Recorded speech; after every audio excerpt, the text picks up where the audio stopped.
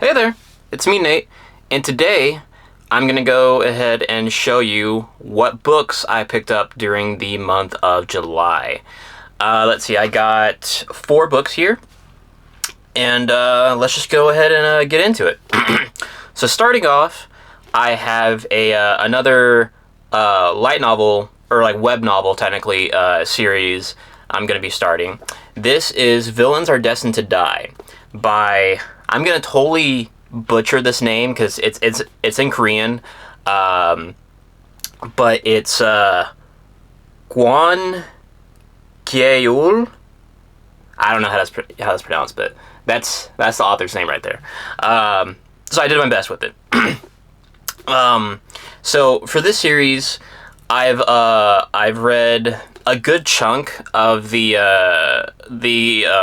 Korean manhwa adaptation of it, but I've never read the original novel. So Villains Are Destined to Die is the original novel of that manhwa, and basically what it's about is that a college student, this girl from our world, she gets sucked into this romance game that she is playing, but she's not reincarnated or becomes the protagonist of the game. She is put into the body of the villainess of the game, and in this game, basically, no matter what story route she tries to go through, the villainess is fated to pretty much die in the end. And so she kind of has to figure out a way to change her fate as this character, to find a happy ending for the villainess of this game. And while she's doing that, try to figure out why she has been sucked into this world and what's really going on, and kind of the unexplained true story of what is going on with these characters and the relationships between them that she couldn't see from the outside. It's just a person playing a game, and so it's pretty interesting. I don't know how good the novel is because, like I said, I've only read the manhwa of this, but yeah, I'm really excited to get to this. Let's see. Next up, we have Academ's Fury by Jim Butcher. This is the second book in his Codex Alera series, which is his Epic Fury, not Epic Fury, his Epic Fantasy series. And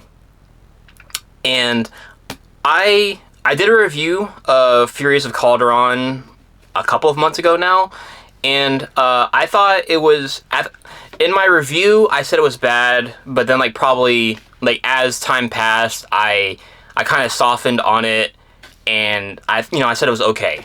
And so I decided to give at least the next book a shot, because fans of the series say that the first book is the roughest, and then it gets a lot better from the second book onwards. So I decided to go ahead and give it a shot. And I got this mass market paperback because, like always with Jim Butcher's books, the hardcovers are always out of print. They do from as far as I can tell, for the hardcovers for Jim Butcher's books, they do one print and then it's out of print forever. And then occasionally Jim Butcher, on his website or on the publisher's website, they'll do these super stupidly expensive limited run editions, hardback editions of his books, and it's $200 or $150 per book, and I'm that's absolutely ridiculous. You know what I mean? It's I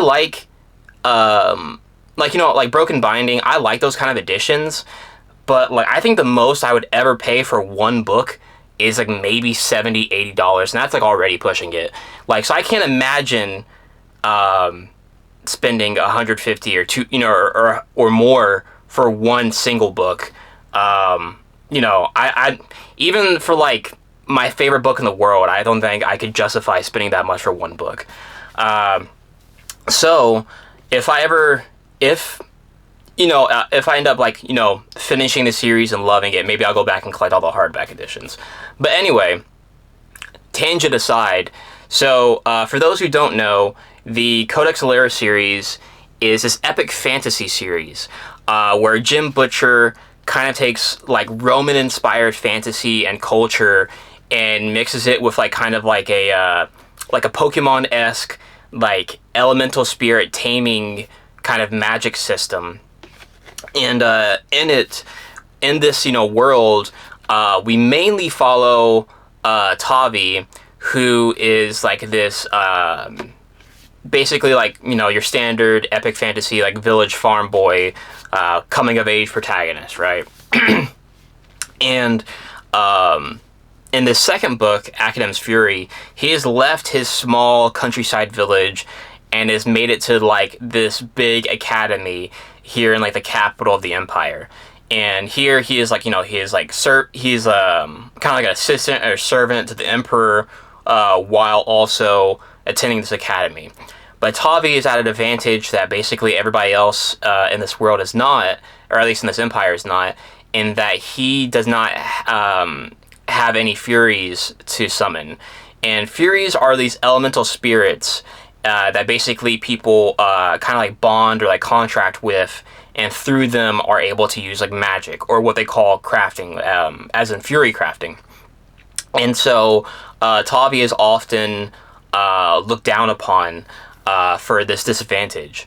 But he's an intelligent character, and so he wants to overcome the fact that he can't do magic and like go to school so that way he can have more possibilities for his future beyond just being like a farm boy.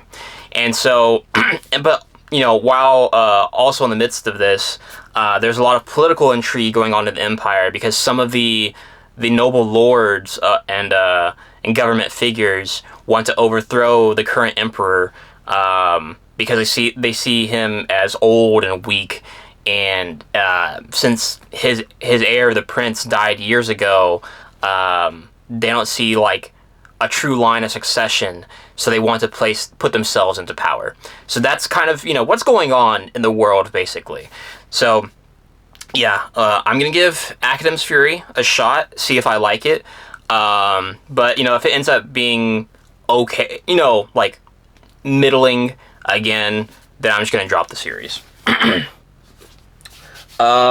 Another book. So I wasn't planning on buying this, but I got a really good deal for it off of Amazon. And it is a hardback, so I was like, what? I'm just gonna go ahead and get it. So this is Pathfinder by Orson Scott Card. This is the first book in his Pathfinder trilogy. Now, this is more of a as far as I know, this is more of like a young adult series. And normally that would kind of put me off a little bit, as I found as I've gotten older, I'm liking like young adult stuff a lot less. But a lot of people consider Ender's Game to be a young adult book and book series, and so I feel if that's the case, then potentially I might like this, because I think people say YA and they usually say it quite disparagingly, but I think Ender's Game is an exceptional novel, and I think it's like very more like YA upwards, where it's like you can read it when you're a teenager, but you can also revisit it as an adult and grab even more out of it from like thematically and context wise. So hopefully Pathfinder is the same. Now, from what I know, this book is about a young kid named Riggs, and he kind of lives out in the forest with his father, who he just calls father.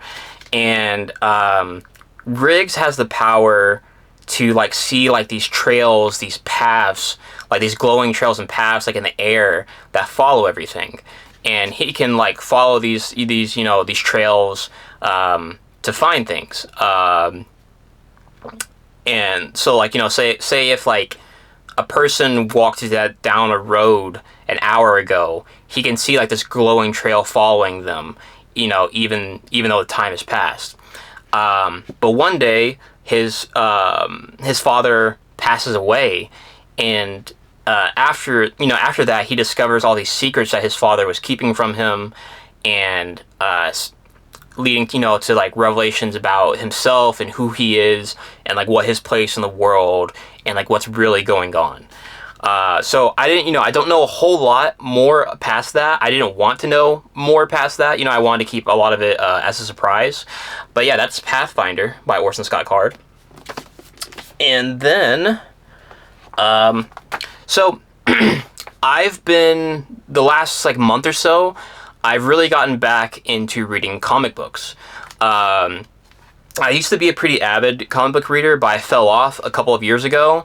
So I've been slowly kind of picking back up from where I left off back in like 2024.